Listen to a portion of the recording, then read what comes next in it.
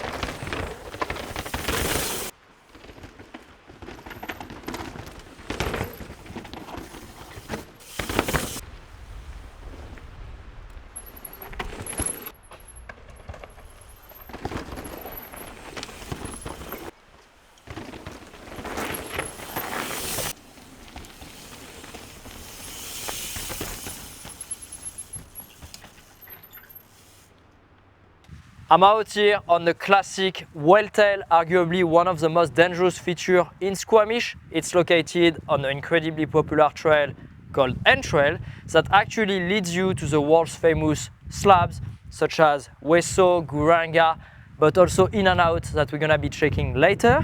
And today I am joined by Matthew Smith. How are you doing? I'm good, Remy. What a beautiful day. Thanks for having me. Yeah. So what do you do?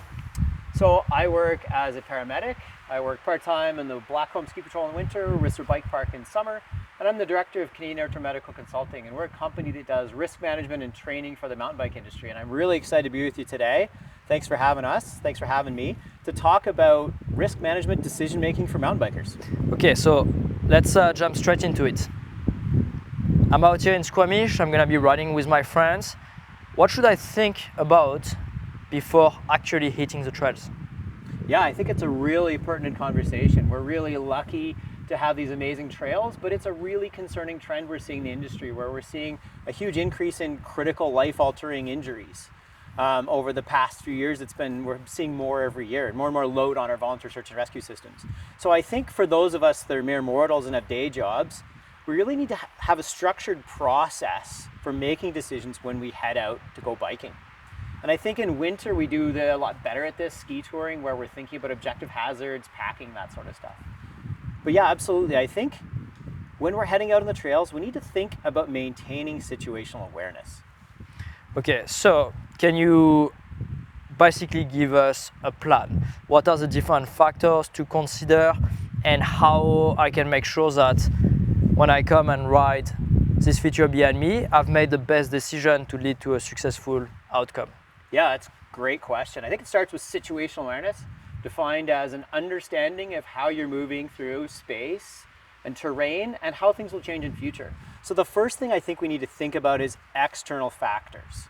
Things like, does somebody know where I'm going? What feature do I plan to ride? How will I call for help if something happens?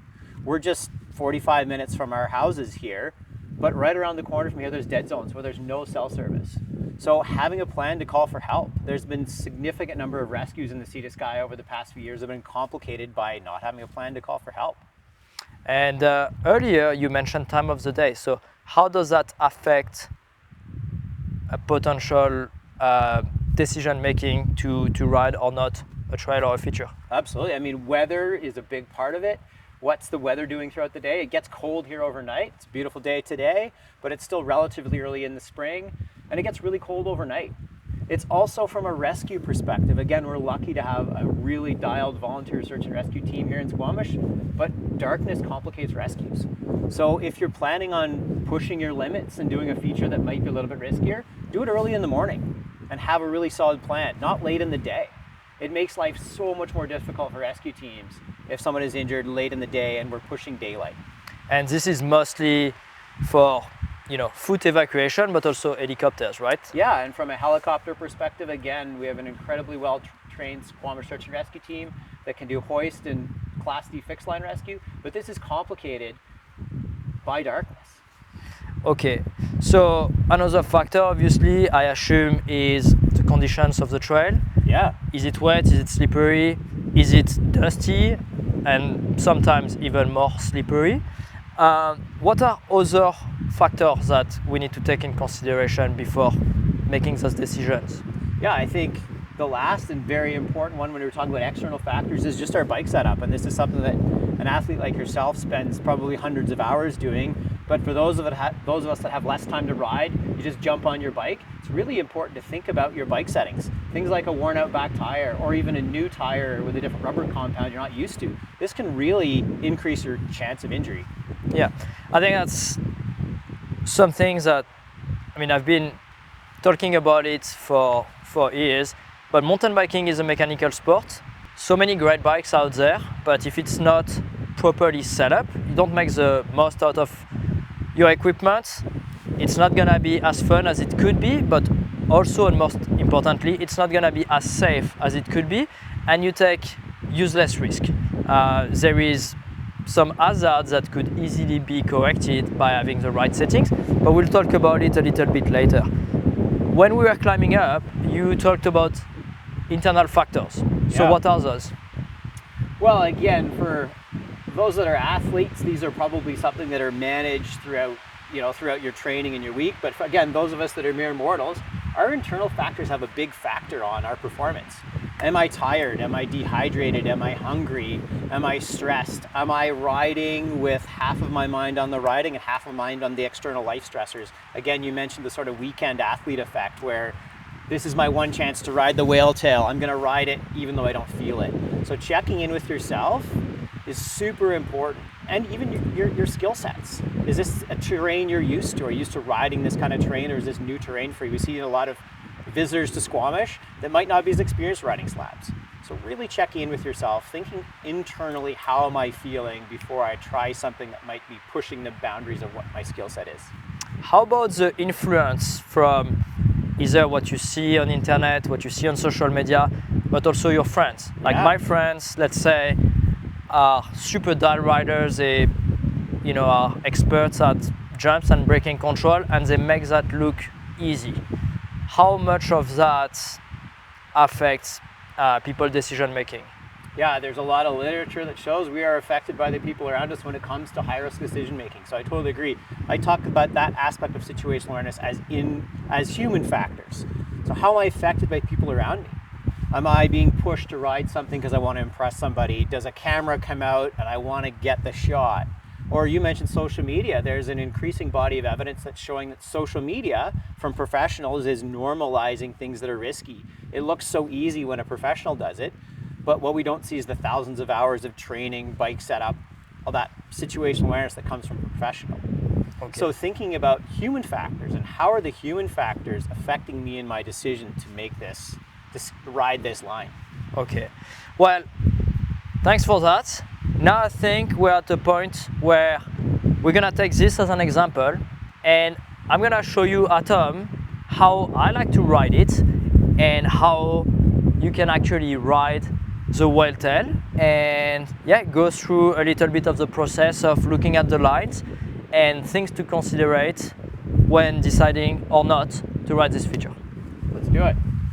I'm gonna walk you through the process I apply to this feature or any other feature I will ride. You've got three things to really look at outside of the external and internal factors that we've been mentioning. In terms of the actual feature, I'm gonna be looking at the run-in. So how much speed do I take? What line do I set up on? The feature itself, where do I brake? Where do I preload the bike? Where do I push on my tires, etc. And the run out. Because we do a gravity-oriented sport, when things goes wrong, most of the time, you end up getting hurt and crashing on the run out. So I'm gonna be walking everything. I'm gonna be looking at the feature, the run-in, run-out from different angles to make sure that not only I've got the maximum amount of knowledge about the line, but I make sure there is no hazard that I can easily remove. It could be loose rock, it could be a really dirty transition, it could be a branch or a tree that have fallen. Once I've done that and selected a line, then I start doing my run-ins and I actually start doing the process to commit to riding the line. Looking at these features, probably the most dangerous and difficult part is the off-camber setup. Because it's really off-camber, you want to go really slow, but not too slow that you could lock your wheel by accident and fall. Right there is a big compression that's very often dirty. A bunch of dust falls in and that makes it very slippery. As your front wheel compresses, it is very easy to get a wobble and go offline. Because it's often dusty, it's also very easy to not apply the correct pressure on your tire knobs and lose the grip. If you are not able to maintain the line that you want, which is most likely the high line, then you get shot toward the inside of the feature and there is a big drop. And correct me if I'm wrong, but several people have got badly hurt on that. The actual run out is also a difficulty because if you don't control your speed and go too fast, then you can't make the corner at the bottom and you've got a nice tree that's not gonna move for you. Okay, enough talking, let's ride this thing. Yes, this is actually crazy. While I was about to ride on the feature, a tree just fell on the run out, which is why you always want to hike the run out to make sure that stuff like that doesn't happen.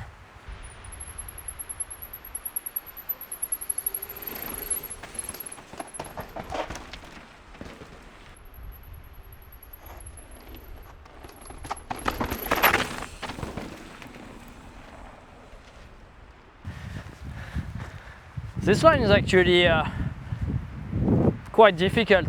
It is way harder than it looks, and the probability that you make a mistake is significantly higher than you probably think. So I actually never ride this. I'm gonna show you the one I like to ride. So we are talking about risk assessment and how to stay safe on your mountain bike. But what if things go sideways? Well, that leads me to introduce you the sponsor of this video, Blister Plus. Blister Plus is an insurance policy with a $0 deductible up to $25,000 coverage per accident. It works worldwide and also it works on top of any other insurance you might have. If you live in the US, often your deductible can be up to $9,000, while Blister Plus is going to cover that. Blister Plus works for backcountry evacuation, medical assessment, surgery, but also physical therapy, which is a huge thing for me. I live in Canada, we've got free healthcare, but often physiotherapy is not covered. So if I do get injured, I need PT, I'll make sure to use Blister Plus. It's $5.95 a year, and it was created by the team at Blister, which has been reviewing mountain bike and skiing gear for quite a few years now. They've also got a podcast. They are always enjoying the outdoors and they know a lot about mountain biking and what could happen when things go wrong, which is why they've created Blister Plus specifically to answer a need. Yeah, make sure you check them out. Let's go back to our video.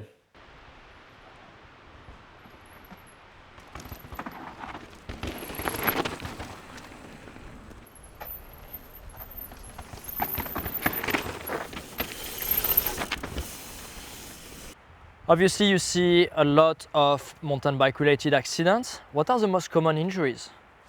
Yeah, well, statistically, the most common mountain bike injuries are either wrist fractures or collarbone fractures. But concerningly, we're seeing a trend towards really significant injuries, specifically head injuries, high C-spine injuries, and major trauma injuries. We're seeing this in the Sea to Sky, but in the mountain bike world in general, we're seeing a trend towards more significant life-altering injuries. Is it because the trails are getting faster? I think it's multifactorial as always.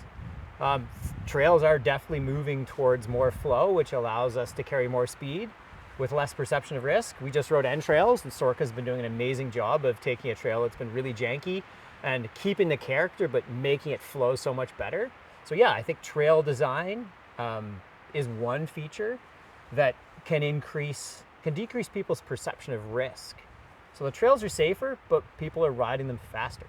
And speed obviously is a problem. And I think bikes, you know, we've got bigger wheels now, better suspension, much better geometry.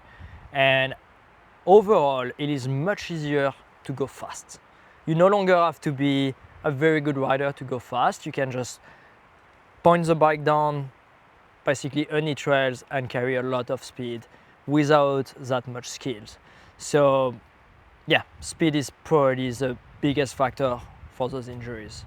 Yeah, I agree. You know, when I started riding in Ontario in the early 2000s, we had a chromoly hardtail with 2 inches of elastomer travel. And when you're going fast, the bike let you know you're going fast. These bikes are so good that we're losing that perception of risk, traveling at speeds that are pretty significant.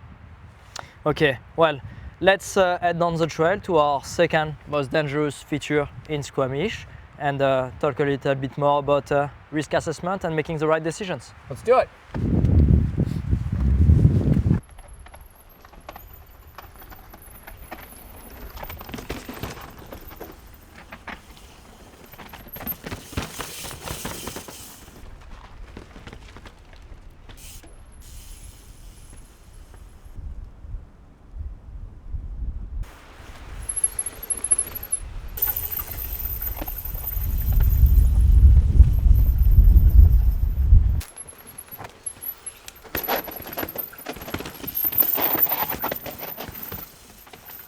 Behind me, you've got In and Out, another producer of big injuries.